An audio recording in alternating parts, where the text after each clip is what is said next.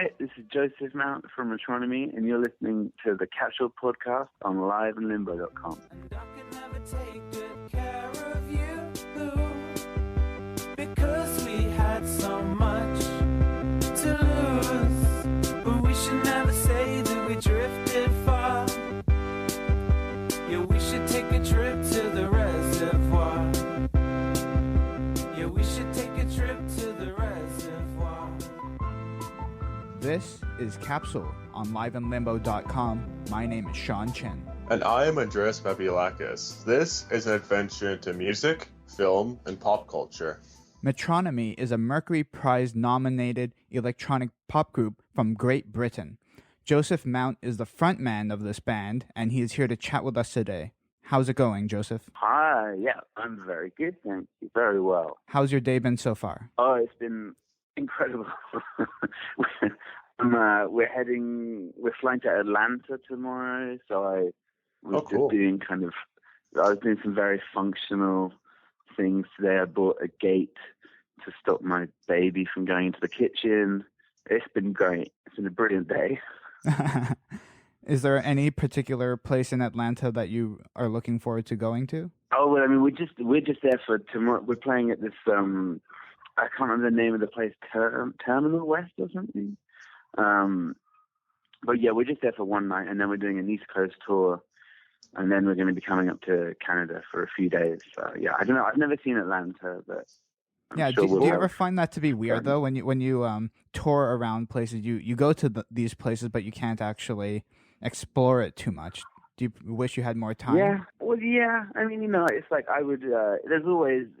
I guess you always feel like you've experienced something of each place. Like I would love to do I'd love to do a proper, I guess, like a road trip or something where I've got a couple of days in each place. But I think we still just enjoy the experience anyway. Yeah, for sure. Where in Canada are you visiting, actually? On this trip, we're doing Toronto. Is it Yeah, you have Montreal? one. Yeah, you have one in Toronto, and I think you're probably going to go to Montreal and maybe Vancouver. Yeah, I think Vancouver's on the next trip, but yeah, we're doing Vancouver as well. Yeah. Cool. And you played Toronto before, right? Yeah, we played all of those cities before. Yeah, I think I can't remember the name of the venue in Toronto, but yeah, I remember we had a great show last time we were out there. This time you'll be performing at the Phoenix Concert Theater, which is a pretty cool venue for you guys. Well, yeah, maybe I can't remember where we played last time. Maybe it was the same place. But anyway, the Phoenix, it sounds cool. Yeah, it sounds is good. cool. It's definitely cool. Now, you said you get a little bit of something from each place that you go to. The last times you been to Toronto, what was something that you took away from it? I think we went up. The thing I took away was the fear of standing over the glass thing in that tower, in the Toronto The CN Tower, the CN Tower, yeah. Yeah, the CN Tower, they had the glass thing on the floor, and we were kind of like, all of us were taking it in turns to kind of jump onto the glass, and it's quite exciting. And then we were all singing singing headlines in the lift when we were going up and down. We just kind of do, traditional Toronto things. Yeah. Hey, if you get the chance again, they have, other than that standing on the glass portion, they have a thing where they tie you up and then you can walk around the edge of the CN Tower on the outside. Yeah, we saw some people doing that. Yeah, I think that's a step too far. Maybe. Yep. Oh, I hear you. That's a little bit outside of my comfort zone, even though jumping on the glass and punching it while I'm like thousands of feet in the air isn't. Exactly. For sure. What's your favorite destination that you've been to so far that you've gotten like an experience out of? You don't have to say Toronto. That's okay. But what was like your most memorable place? I think the most recent place that I think we all went to and felt really like we would like to spend a long time there was Istanbul. We went there for like this one festival, and it was just kind of, I don't know, just like something very exciting about it. It felt like a great place. I'm actually going to Istanbul, Turkey in 3 weeks. I'll be there. Is there anything you can recommend me Anything you can recommend? Well, I mean, I feel like this is the thing. We were just there for one night, but I think I gather there's some pretty incredible kind of like medieval, like, you know, kind of Middle Ages, like castles and all kinds of incredible, like old stuff like that. It sounds, which is what I would do, you know. Yeah, I'm looking forward to the whirling dervishes. That's their famous dance. Oh yeah, that's pretty cool. Yeah, that'll be good. There's lots to do. And so your latest album, Love Letters, dropped a few months ago. Overall, it had pretty great reviews. And what do you think of all of the reception that you've had so far? Oh yeah, I mean, I kind of it's great. You know, I think you have to put out a record. You have to, well, for me anyhow, like to put out a record, you have to feel that it's something that's kind of good, you know, and you have to feel like it's like I wouldn't put out a record unless I thought it was like a 10 on 10, you know. Yes. And right. And of course, you know, people have opinions, but no, I feel like the people, you know, I feel like it's been, people have kind of understood the idea of buying a record, and more than anything, people just seem to kind of like the songs. So yeah, it feels like we're in a good place. What's the nicest thing that a review has said about your album that you've read? Oh, I don't know. I'm not sure really. I can't remember. Oh, okay, that's fine.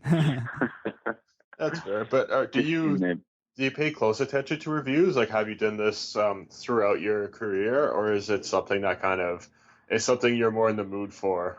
I mean, you know, I do. I look at all the reviews, and I think the kind of, but then that's the, you know, that's the interesting thing. It's like I was saying, it's like I wouldn't put out a record that I thought was like not full marks, you know, and so it's kind of interesting to see how kind of where your idea of yourself or what you're doing fits in with kind of just random people who are reviewing it, you know, and I think that's the reason it's interesting, because you know, sometimes the record comes out and it gets like just kind of heaped praise on it, you know, like people say like this person's a genius, and there seems to be this like massive consensus, and then sometimes, like, I think every time I release a record, I'm just surprised at the amount of opinion there is, you know, like, you know, I think it's interesting.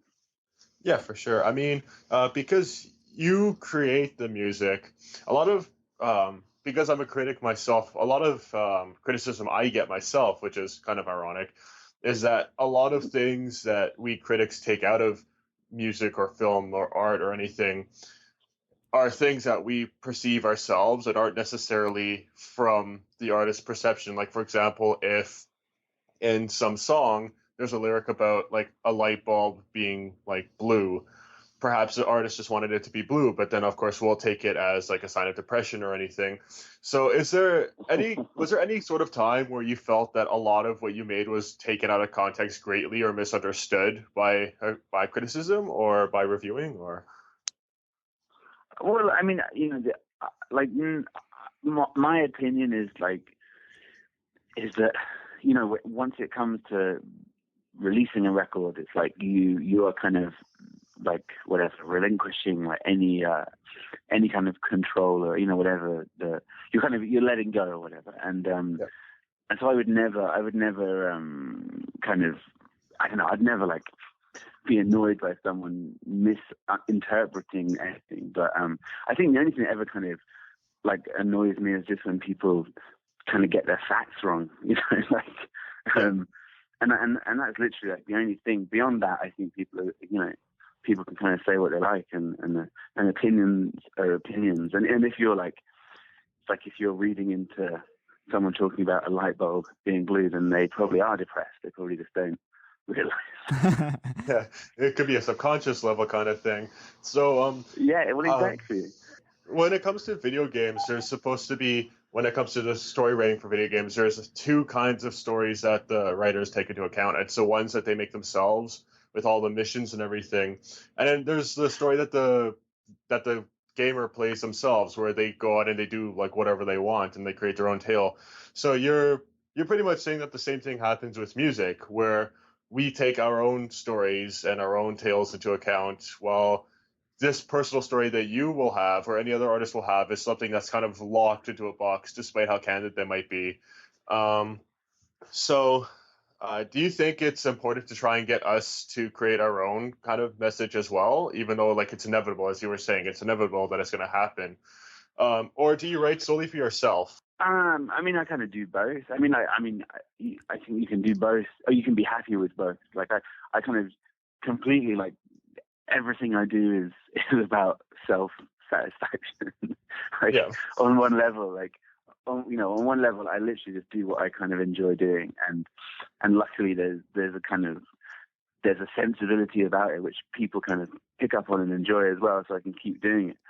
But I think for me, it's like as soon as you, like if you're, whatever you're doing, if you're making music or if you're kind of taking photographs, if you're painting, whatever, writing, you like part of your like you have to be aware that part of what you're doing is kind of offering people this like opportunity to kind of make what they will of what you do, and like find meaning and stuff. And I guess like it's like if you're talking about paintings or something, like an artist might have painted a picture for whatever reason.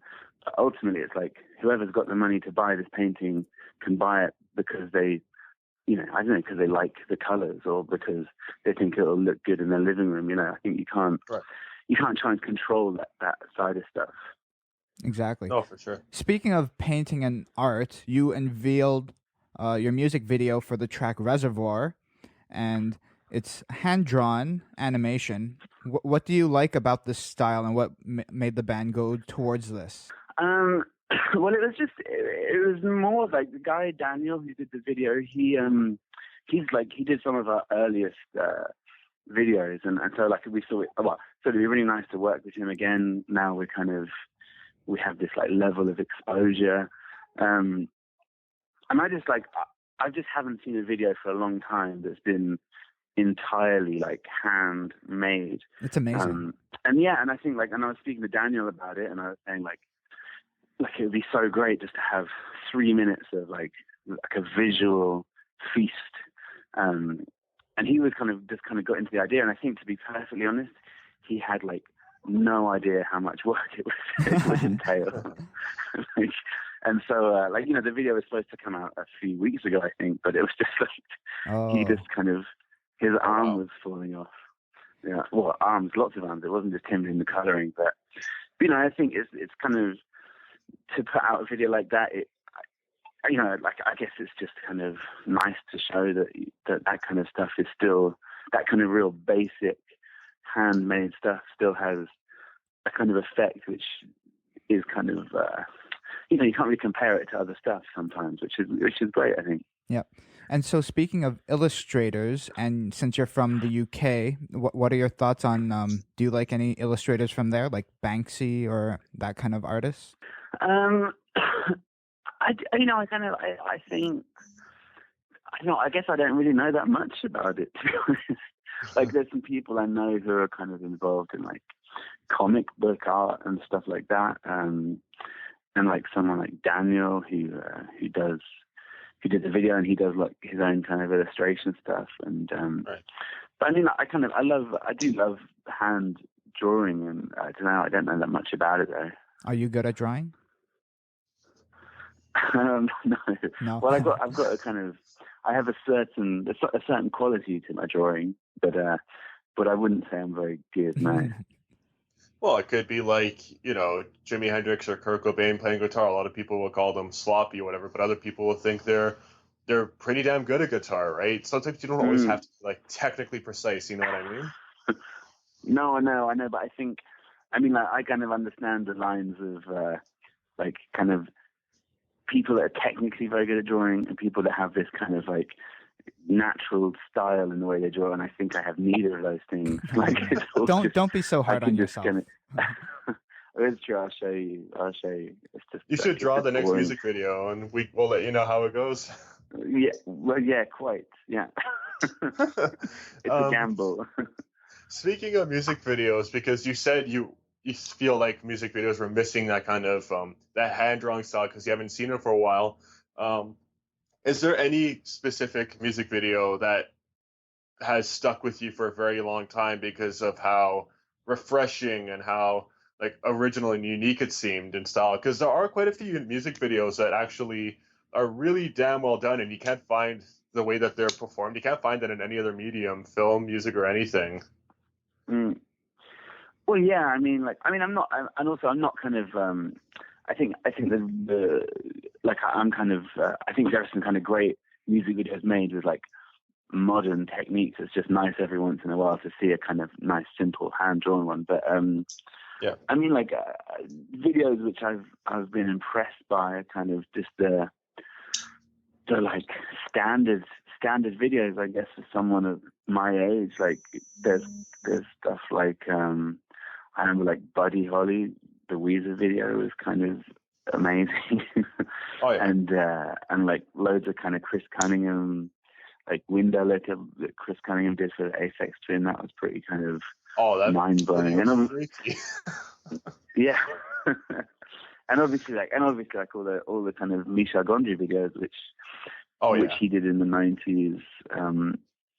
But I kind of feel like there's people, the people that we've been involved with, we've been quite lucky. People like David Wilson and Daniel Brereton, who did this video, and like Edward Salier and Megaforce. Like there's quite a lot of modern, like there's quite a lot of contemporary like music video people who are doing quite exciting stuff. Like I remember, I can't even remember who did it, but that video for Kids. No, is it Kids? Oh, an MGMT song. Oh yeah, I remember that. Yeah. Time to Pretend. Is that video? I remember watching that and being like, oh wow, this is amazing. And you know, that happens quite a lot. There's some pretty cool stuff going on. My favorite video of all time is hand drawn. It's Aha's. What was it called? Take on Me. Oh yeah, Take on Me. I'll never forget that video. Yeah. That's an amazing video. I know. I was going to say there's another video. One of the videos that me and Daniel, the director, we were talking about when we were kind of like talking about this video was oh God, Leave Me Alone. It's called, by Michael Jackson, and it's like it's like this amazing collage video. I think it's the same guy that did the Sgt. Pepper album cover, I believe, or the guy who did Yellow Submarine. I can't remember, but it's amazing, like all hand kind of animated, like the collage. It's very like impressive. I've actually seen the video. It's like it's got him like on the plane, or it's very flat looking. It has him like going through like different vehicles, like all these hand drawn things happening on the side. It's a pretty cool video, actually. It's amazing. It's an amazing video. Amazing video. I've got a question though, actually, because you've brought up Michel Gondry, who's known for his aesthetic style, and I've never actually wondered this until this very moment. How much of the music video is from what the artist wants, and how much of it is from what the actual director has in mind?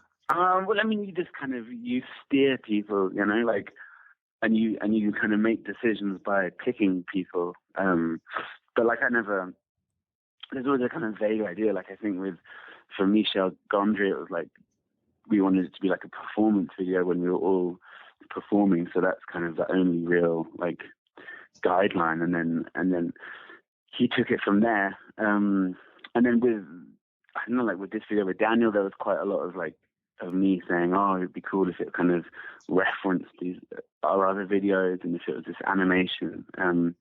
But like those are kind of only like, I wouldn't, you know, I think beyond that you want to give the director as much kind of space to just do what they do, because that's why like they make videos, you know, they're kind of good at it. Yeah, but like the initial idea comes from you guys, or it really depends. Like with this video, the kind of like with the Reservoir video, the kind of narrative that came completely from Dan, but okay. But a lot of like the kind of referencing stuff, like that was me talking to him about reference other videos and the kind of I guess like, you know, the kind of animation. And I don't know, like it really depends, and it's quite a kind of, to the point where you decide what you're doing, it's collaborative, and then once you know what you're doing, you just let the director do what their kind of job is, really. Cool. Cool. And so my favorite song off your album Love Letters is The Most Immaculate Haircut. How did this song come about? It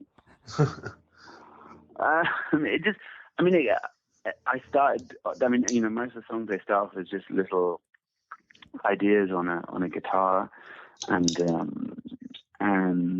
you know, like there's not necessarily a kind of lyric, but I think with that song I just started singing the thing about someone having the most immaculate haircut, and then I just kind of took it and ran with it, and like, you know, I don't know, I was thinking about specifically this guy called Conan Moccasin, who's a musician who we know and we've toured with, and he has like a really great haircut. I don't know, it's just kind of about being jealous of people with good hair, really. Wow, That's a pretty cool like, origin story, actually. Yeah, no, yeah. Well, I thought you probably came up with it while you were getting a haircut, and you're like, "Wow, this is damn good." No. Well, yeah, this is one of the best. An epiphany. We've all had that kind of a haircut where we just looked in the mirror and said, "Damn, for once I actually look pretty good." Do a lot of? I've never had that. Oh, Me you will either. one day. We all have that. We all have that. What is the best haircut you've had then, actually? The best haircut. I think I've yet to have it. I mean, there's a period of time when I used to have quite short, kind of tousled hair when I was a kind of dashing teenager. I looked pretty good, but it's gone. Those days are gone. Or are you one of those people that has like a dedicated, committed hairdresser that you always go back to, and they know your report and your history and all of that? No, not at all. Not at all. No, I just I think that's a myth, you know, the idea of having to stick with one, the idea of like monogamy with hairdressers is a myth. I remember when I went to Hawaii, actually, there was this really attractive hairdresser that gave me a haircut with nothing but just like a switchblade. And it ended up looking really damn cool. So you know what? I agree entirely with that. You've got to try other people because they've got their own different methods. They have their own orthodox or unorthodox styles. You know what? It's not something you should just stick with if you're comfortable. You've got to try out and like give it other stuff. It's not going to last forever either. No, people like me who are balding, no, it's not. Do any of your other songs have pretty cool origin stories like this? I don't know, really. It depends. I mean, I think probably not. No? Okay, good thing I chose I'm not a good really one. sure. I mean, I guess they kind of. I mean, I guess they all have. There are points in all of them where there are probably kind of quite nice stories about why they are like they are. But I think maybe that one's. You know, that's probably the most like explicitly like. The song that I've done, which has the most obvious kind of thing to talk about of any of them, I think. And so, as you mentioned before, you guys are finishing the first half of your European tour, and in between, you've found time to start your North American tour. And so this includes a show at the Phoenix Concert Theatre in Toronto on May 19th. Mm-hmm. And we highly encourage our listeners to buy tickets on Ticketmaster now to it. And, yes. And so, and then you continue back on a European tour. But like, I want to know, what do you guys do mentally and physically to prepare for such a long tour that spans around 7 months? I don't know. Nothing at all. I think, like, I don't know. Like, what do you load up on your iPod or something? Oh, I mean, I guess like everyone's kind of taking box sets, things like that to watch. Nice. We've been playing quite a lot of like GTA on the bus. Nice. Playing a lot of FIFA, soccer. What box sets are you watching? You know, well, everyone's kind of watching Game of Thrones, and I was watching True Detective. I mean, you know, it's kind of it's like the standard. It's like the standard what everyone's watching, you know. But yeah, there's no real kind of preparation apart from just like making sure you've got clean underwear and a clean conscience. Absolutely. So because it sounds like you've done this, like you've toured so often that you've got like this regiment going. What's something that, let's just say there's a band that's just starting out, they're going on their first tour. You've mentioned clean underwear. What are some tips that you had? Because I've heard a number of tips, like from like the regular bring a bunch of clothes, bring stuff so you won't get bored, to like really weird, bizarre tips, like bring a bar of soap and a towel in case you can't get a chance to shower. That's how you rip yourself down to get clean. I don't know. What are your tips? They would depend on the level of touring band. I think if you're kind of young and you're just starting out, I would just say like roll with it, just kind of enjoy it. Don't prepare, have fun, like don't think too much. But for kind of, I think if you're touring in a van, I would say get used to sleeping sitting up is a good idea. Kind of get some earplugs and one of those like eye things that they give you on airplanes. I don't know, like, yeah, just kind of get clean when you can, really. I think that still applies, Try and still try and take some pride in your appearance, Yeah, absolutely. And there you have it to all the new bands out there. You got a tip from Joseph. There you go. And you guys can be found all over social media on Twitter at Metronomy, Facebook.com/Metronomy, and of course, www.metronomy.co.uk. Thank you so much, Joseph, for joining us today. Yes, thank you. Thank you very much for having me. No problem. You can find myself on Twitter at Sean Chen. And you can find myself at Andreas Babs. Follow Live in Limbo at Live in Limbo and use the hashtag Capsule Podcast to join in on the conversation. Please subscribe to this podcast on iTunes. And of course, you can find the show notes at liveinlimbo.com/capsule. See you next time. Have a good one.